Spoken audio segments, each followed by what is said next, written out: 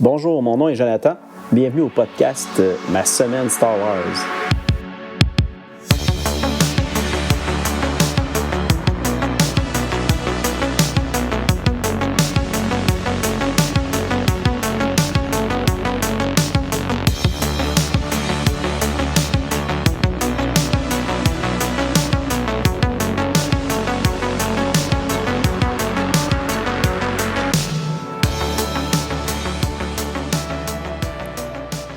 Hey, bonjour tout le monde, bienvenue à l'épisode 11 du podcast Ma semaine Star Wars.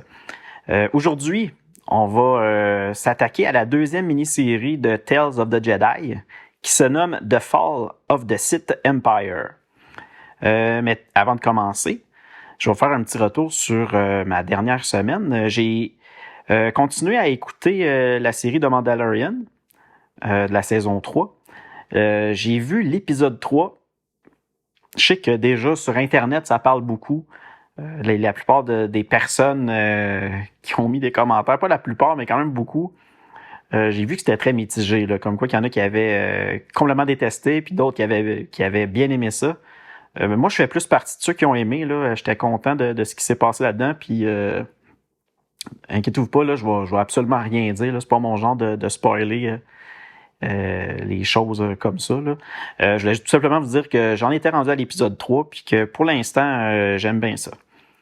Sinon, dans mes lectures de l'univers légende, moi, je suis rendu encore dans la mini-série jeunesse de Last of the Jedi. J'ai pas avancé. Pour de vrai, j'ai pas vraiment lu dans la dernière semaine de mon côté. Je me suis plus attaqué à certaines lectures que j'avais le goût de vous parler bientôt dans les émissions du podcast. Puis c'est pour ça que j'ai fait juste une petite pause d'une semaine pour ma lecture personnelle. Mais je suis encore dans le même livre de cette série-là, de Last of the Jedi. Le titre, c'est The Desperate Mission. C'est le premier roman jeunesse de cette série-là. J'ai l'intention cette semaine de continuer à lire la série. Je voulais juste, comme je disais tantôt, m'avancer un peu plus dans mes lectures pour le podcast. Sinon, j'ai eu cette semaine 2 nouvelles réceptions d'achats que je m'étais fait pour d'achats que j'avais fait pour de nouveaux livres. Puis ces livres-là, c'est 2 gros omnibus de Marvel. J'ai pris le premier, The Empire, le volume 1, puis The Rebellion, le volume 1 aussi, qui est deux gros omnibus qui... The Empire est sorti ça fait quand même plusieurs mois. J'attendais juste d'avoir un petit deal, là, que ça soit plus intéressant pour le commander, puis c'est ce que j'ai fait. Puis ça a donné en même temps que The Rebellion, lui aussi, avait quand même un bon deal. Fait que je me suis commandé les 2, puis j'ai reçu ça. Vraiment content. La seule chose qui est dommage, c'est que The Empire Volume 1, je viens tout juste de finir de les lire en version numérique. J'aurais aimé ça avoir la chance de les lire papier, mais ça sera dans notre lecture qu'on va faire ensemble. Au moins, quand on va être rendu là, ben je vais pouvoir utiliser mon gros omnibus pour faire cette lecture-là. Sinon, ben The Rebellion, lui, c'est vraiment plus loin dans la ligne du temps, donc je suis pas à veille de lire ça pour le moment, mais quand on va être rendu là, ben évidemment, c'est certain que je vais utiliser mon omnibus pour cette lecture-là. Sinon, j'avais une autre chose que j'avais le goût de vous dire aujourd'hui. Je vous avais déjà mentionné que j'avais une chaîne YouTube où je me permettais de mettre les émissions audio à cet endroit-là aussi, tout simplement pour vous donner comme une autre possibilité d'écouter les épisodes. Puis je me suis dit, tant qu'à avoir une chaîne YouTube, pourquoi pas faire des vidéos pour ajouter un peu plus de contenu en lien avec les émissions du podcast. Donc, depuis quelques jours, j'ai commencé à faire des courtes vidéos. Sur YouTube, ça s'appelle des shorts. Puis, dans ces vidéos-là, ce que je fais, c'est tout simplement quand que je vais avoir un sujet, mettons, pour un épisode qui parle d'un livre, ben je vais rapidement vous faire une petite vidéo pour vous le montrer physiquement, le livre, à quoi il ressemble. Puis, comme ça, au moins, ça va vous donner une idée un peu, vu que l'émission est simplement en podcast audio, je me disais que ça peut peut-être être intéressant pour certaines personnes de voir physiquement les livres dont je parle, puis les comics aussi. Puis en plus, je pense que je vais même mettre des fois des vidéos sur justement les nouvelles réceptions que j'ai de romans ou de comics. Puis si jamais j'ai d'autres idées entre-temps ou que je veux tout simplement partager quelque chose au sujet de Star Wars, ben je vais le faire sur YouTube. Donc, je vous invite à aller consulter puis vous abonner aussi à cette page-là. C'est Ma Semaine Star Wars, comme le nom du podcast. Donc, allez faire un tour là. J'aimerais bien ça qu'il y ait du monde qui va voir ça, puis ça va me motiver à vous mettre un peu plus de contenu. Sinon, aujourd'hui, comme je le disais tantôt, on va parler de la deuxième mini-série qui se nomme The Fall of the Sith Empire. Je sais qu'au dernier épisode, je vous avais mentionné qu'on allait voir les premières nouvelles des livres La Tribu perdue des Sith, qui est c'est 8 e-books qui avaient été publiés sur le site de Star Wars il y a quand même longtemps. Puis par la suite, ils ont fait aussi, je crois, j'en suis certain parce que je l'ai, une compilation, un roman qui a été publié qui contient les 8 e-books, en plus d'une autre courte histoire supplémentaire. Donc, il y a vraiment 9 petites histoires dans ce livre-là. J'avais l'intention aujourd'hui de vous parler des deux premières des 2 premières nouvelles de La Tribu perdue des Sith, mais en m'avançant dans ma lecture, en lisant justement ces 2 premières nouvelles-là, je me suis rendu compte que ça pouvait être un peu mélangeant de partir directement là, puis je vous explique pourquoi. Dans ces nouvelles-là, il se passe un événement spécial touchant les Sith. Mais qu'est-ce qui a causé à cet événement-là? On en apprend seulement lorsqu'on va lire la deuxième mini-série de comics de Tales of the Jedi, The Fall of the Sith Empire. Puis là, je me suis dit, si j'y vais avec ces nouvelles-là, ben peut-être qu'on va être un peu égaré et tout ça. Donc, j'ai décidé de finalement repousser cet épisode-là au prochain. Puis aujourd'hui, à la place, on allait attaquer justement ces comics-là parce que les nouvelles se passent entre le numéro 3 et le numéro 4 de la mini-série. Je sais que quand moi, j'avais fait ma première lecture il y a bien longtemps de cette ère-là, j'avais lu La Tribu perdue des Sith en premier. Puis pour de vrai, je sais pas si c'est moi qui est pas vite, mais ça m'a pris du temps à embarquer. Puis j'étais vraiment mélangé. Je comprenais pas trop les événements qui s'étaient produits. Puis c'est justement en lisant la mini-série après de comics que là, j'ai fait le lien. Bref, je pense que ça va être une meilleure lecture pour nous si on y va de cette façon-là. C'est pour ça que je fais ce petit changement-là aujourd'hui. Sinon, on va y aller avec un petit résumé complet de la dernière mini-série qui se passait juste avant, de Tales of the Jedi, de Golden Age of the Sith. Évidemment, ça va être un résumé complet, là, donc je vais vous dire la totalité de ce qui se passe. C'est du spoiler, mais normalement, si vous avez vu l'autre épisode puis vous voulez faire la lecture aussi, possiblement que vous l'avez déjà lu. Sinon, vous pouvez faire une petite pause puis y revenir plus tard. On se rappelle où on a laissé un peu le résumé la dernière fois. Jory et Gav d'Aragon venaient tout juste d'arriver dans l'Empire Sith. Leur vaisseau, il avait fait au hasard un trajet dans l'espace pour arriver à quelque part. Puis il était arrivé justement en plein milieu de l'espace Sith. Donc on voit que sur Korriban, une des planètes principales de cet empire-là, c'était les funérailles du dernier seigneur des Sith. Il venait tout juste de mourir, puis là on voyait que présentement ce qui se passait, c'est qu'il y avait ces funérailles-là, puis en même temps, 2 des plus forts seigneurs Sith, soit Ludo Kresh et Naga Sadar, étaient en train de combattre pour savoir qui allait prendre la place de cet ancien seigneur Sith-là. Ces 2 personnages-là, Ludo Kresh et Naga Sadar, c'est 2 seigneurs Sith qui sont vraiment très différents dans leur façon de voir où devrait s'en aller l'Empire Sith. Ludo Kresh, lui, il suit plus l'ancien chemin, si on veut, du défunt dernier seigneur Sith. Lui, il veut plus conserver le contrôle sur le peuple Sith. Il il veut vraiment, si on pourrait dire, c'est le conservateur, si on veut, entre les deux. Tandis que Naga Sadar, lui, il veut conquérir de nouveaux mondes. Il veut vraiment que l'Empire Sith puisse progresser plus, puis agrandir son territoire. Puis c'est un peu ce qui fait que ces deux-là sont en gros conflit. Puis même à un certain moment, pendant cette querelle-là, si on veut, on a l'apparition du fantôme de l'ancien Seigneur Sith qui vient leur dire comme quoi que le futur de l'Empire Sith est entre leurs mains, puis que c'est à eux de voir comment tout ça va se passer.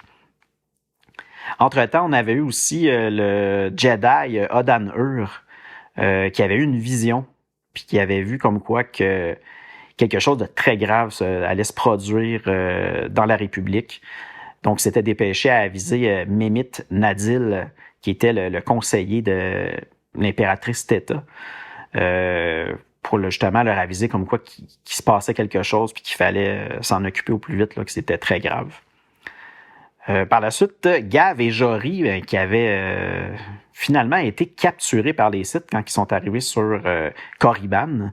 Ludo Kresh et Naga Sadar, ils s'entendent vraiment pas, évidemment, sur le futur de ces prisonniers-là. Qu'est-ce qu'ils vont faire avec eux? C'est comment qu'ils devraient les traiter. Tu sais, Lugo Kresh, lui, voit plutôt comme quoi que les deux devraient tout de suite les tuer parce qu'il craint que si jamais il les tue pas tout de suite, ces deux personnes-là vont retourner et aviser la République comme quoi que l'Empire Sith existe toujours. Bref, il voudrait les tuer tout de suite, tandis que, évidemment, Naga Sadar, lui, il voit plutôt comme une opportunité pour justement agrandir l'Empire Sith. Donc, Naga Sadar décide de manigancer une attaque pour permettre aux prisonniers de s'évader, puis de faire croire comme quoi que ça serait une attaque de la République qui aurait fait évader ces deux prisonniers-là. Par la suite, il cache les prisonniers aux yeux, si on veut, du site Ludo Kresh. Puis là, ce qu'on voit, c'est que le Naga Sadar, il devient le nouveau seigneur des Sith. Puis à ce moment-là, Ludo Kresh, lui, quitte en furie. Là, puis on le voit qu'il s'en va, puis qu'il n'est pas du tout d'accord avec la tournure des événements. Entre-temps, sur Coruscant, Odan Ur et l'impératrice Theta tentent d'aviser le Sénat que l'Empire Sith va bientôt attaquer. Évidemment, le Sénat ne les croit pas du tout. Puis là, vraiment, l'impératrice Theta et Odan Ur sont comme dans une impasse, puis ils réussissent pas à convaincre le Sénat de ce qu'ils racontent. Par la suite, Gav et Jory, ils sont séparés. Naga Sadar va vraiment comme emprisonner Gav et Jory dans des résidences complètement séparées puis très éloignées l'une de l'autre. Naga Sadar va même commencer à entraîner Gav vers le côté obscur. Puis on va aussi voir que Jory, elle va informer Naga Sadar comme quoi que les coordonnées de la République sont stockées dans la mémoire de son vaisseau, qui est par contre malheureusement gardé par Ludo Kresh. Donc Naga Sadar décide d'aller récupérer le vaisseau, puis il organise une grosse attaque vers si on veut, la forteresse de Ludo Kresh, puis même qu'il va faire exprès de laisser en arrière une preuve comme quoi que finalement c'était pas la République qui avait attaqué, mais vraiment que c'était lui, Naga Sadar, qui avait orchestré cette attaque-là. Donc à ce moment-là, Ludo Kresh, en furie, encore une fois, décide d'attaquer Naga Sadar. Pendant cette attaque-là, Naga Sadar y aide Jory à retourner à son vaisseau, puis de quitter pour la République. Le seul problème, par contre, c'est qu'elle doit quitter complètement seule, sans son frère Gav. Puis évidemment, elle est très, très affectée par ça. Puis comme Naga Sadar avait tout organisé, on le voit qu'il y avait son armée qui était cachée de l'autre côté de la planète ou de la Lune où ce qui était. Puis là, à ce moment-là, il se met à attaquer et détruire l'armée de Ludo Kresh, qui, encore une fois, s'enfuit. Naga Sadar et les autres seigneurs Sith à ses côtés, on les voit se préparer à aller attaquer la République. Parce qu'évidemment, Nagasador, il avait pris le temps de mettre un traceur sur le vaisseau de Jory pour que ça soit elle qui les conduise vers la République. Fait que c'est comme ça que ça se terminait la première mini-série. Évidemment, on voit qu'il y a des choses très importantes qui se préparent. Si je vous parle maintenant de Tales of the Jedi, The Fall of the Sith Empire, comme la dernière mini-série, cette série-là a été écrite par Kevin G. Anderson et au dessin, on avait Dario Carrasco Jr. Ça a été produit, ou plutôt publié chez Dark Horse Comics. Le premier numéro est apparu le 18 juin 1997. Petit résumé, sans spoiler évidemment. Cette mini-série-là commence avec Jory d'Aragon qui arrive justement dans l'espace de la République. Puis à ce moment-là, elle est arrêtée par la sécurité de la planète Sinagar. Elle tente par tous les moyens de faire comprendre la sécurité, ou plutôt de faire comprendre à la sécurité que l'Empire Sith va se préparer à attaquer la République. Mais personne ne veut la croire. Tout le monde est plus concentré à vouloir l'arrêter et la punir parce qu'on va se rappeler, elle avait fait avec son frère, elle avait volé son propre vaisseau pour, en plus, après, par la suite, quitter Sinagar en forçant justement les vaisseaux de la sécurité. Puis, donc, c'est pour ça qu'eux veulent plus l'arrêter plutôt que d'écouter ce qu'elle a à dire. Puis même, elle tente de convaincre son ancien ami Arba le Hutt, que lui aussi, dans cette histoire-là, avait été choqué parce que Jory et Gav avaient volé justement le vaisseau que lui gardait en sa possession en attendant que les deux lui payent tout ce qu'il leur devait.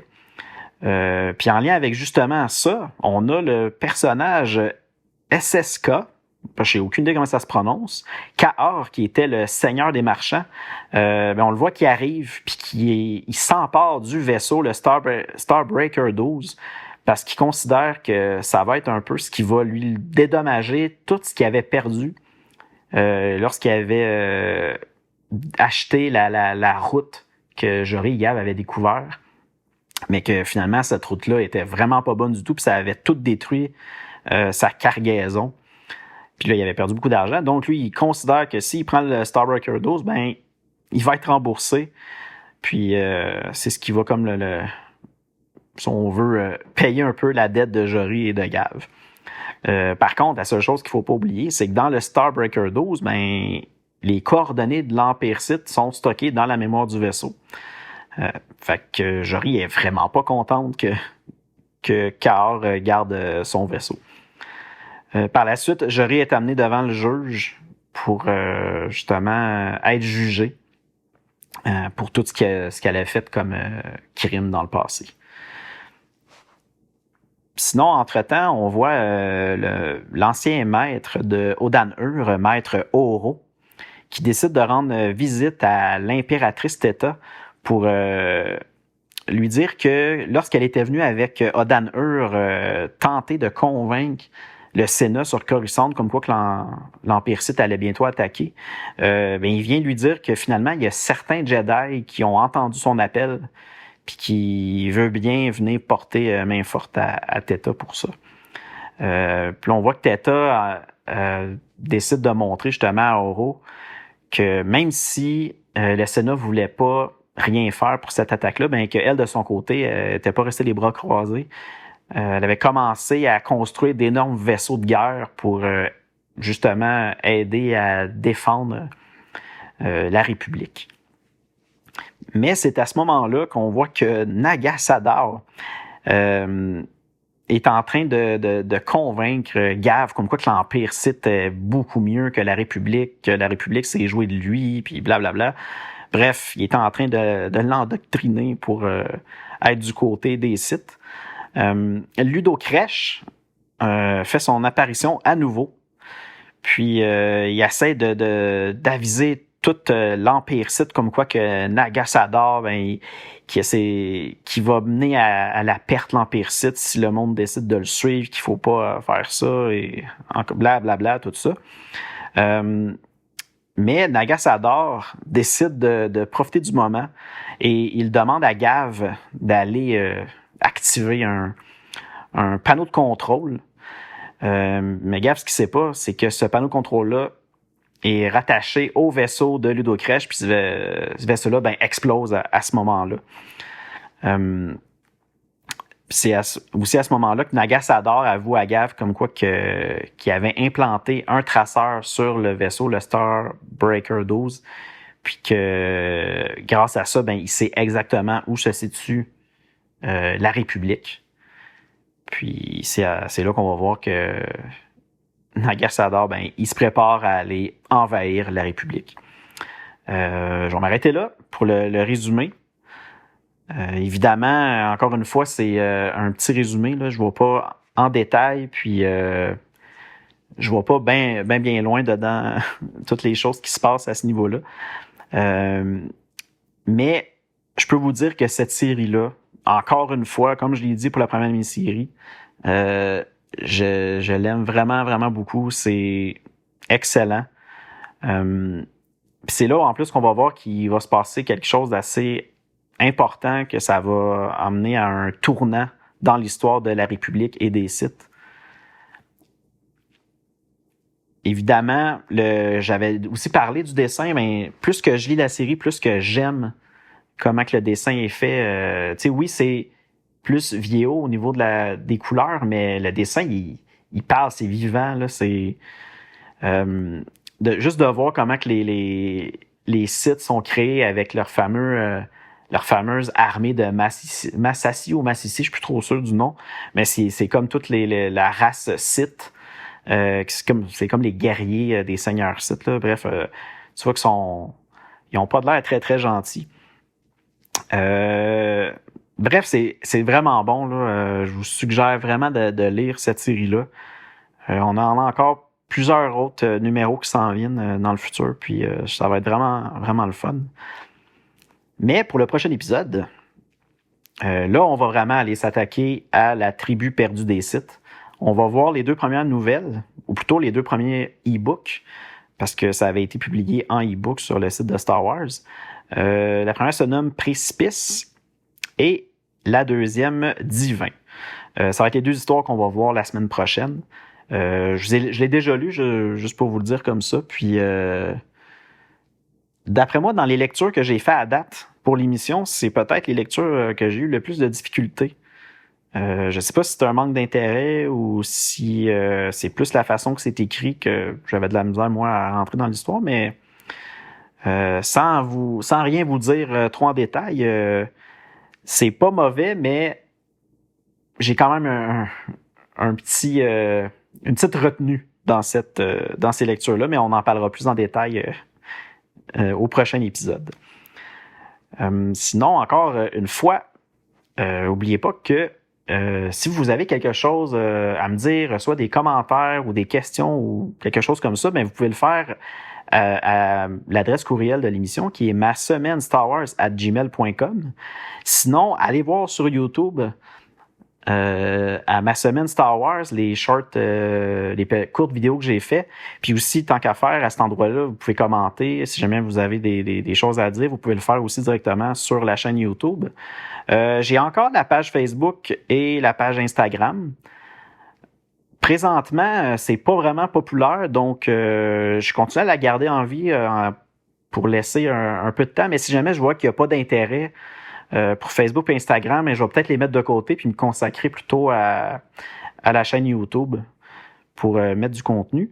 Sinon, évidemment, tous les épisodes sont disponibles sur Apple Podcasts, Google Podcasts, Spotify, iHeartRadio, Deezer, Stitcher, TuneIn, Amazon Music et évidemment sa plateforme Audible. Merci d'avoir été là cette semaine. On se revoit très bientôt. Salut!